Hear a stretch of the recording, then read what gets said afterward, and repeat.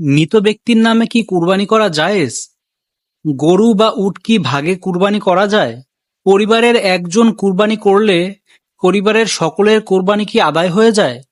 মৃত ব্যক্তির নামে কুরবানি করা যায়, এর সপক্ষে সহি কোনো দলিল পাওয়া যায়নি। এই সম্পর্কে হযরত আলী রাদিয়াল্লাহু তাআলা আনহু থেকে একটি হাদিস বর্ণিত আছে, তবে এটি একটি জয়ীফ হাদিস। বরঞ্চ মৃত ব্যক্তির নামে কুরবানি করা যাবে না, কিন্তু তাদের নামে দান সদকা করা যায়।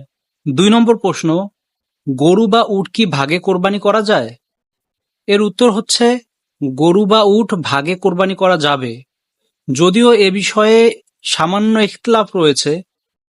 তবে সামর্থ্য থাকলে পরিবারের পক্ষ থেকে একটি করে পশু কুরবানি করা উত্তম। ৩ নম্বর প্রশ্ন, পরিবারের একজন কুরবানি করলে সবার পক্ষ থেকে তা হয়ে যাবে কি? একটি কুরবানি করলে পরিবারের সবার পক্ষ থেকে হয়ে যাবে।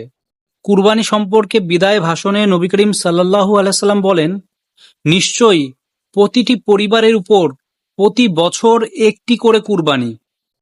আতা ইবনু ইয়াসির সাহাবী আবু আইয়ুব আনসারী রাদিয়াল্লাহু তাআলা আনহুকে রাসূলুল্লাহ সাল্লাল্লাহু আলাইহি সাল্লামের যুগে কুরবানি কেমন ছিল এই প্রশ্ন করলে তিনি বলেন, একজন ব্যক্তি একটি বরকি দ্বারা নিজের ও নিজের পরিবারের পক্ষ থেকে কুরবানি দিত, তারপর তা নিজে খেত ও অন্যকে খাওয়াত। রাসূলুল্লাহ সাল্লাল্লাহু আলাইহি ওয়াসাল্লাম নিজ হাতে ২টি শিংওয়ালা দুম্বা কুরবানি করেছেন।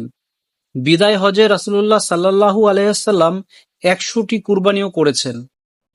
এ দ্বারা বোঝা যায়, পরিবারের একজন কুরবানি করলে সকলের পক্ষ থেকে তা আদায় হয়ে যাবে। তবে সামর্থ্য থাকলে একটি পরিবার একের অধিক পশু কোরবানি করতে পারে।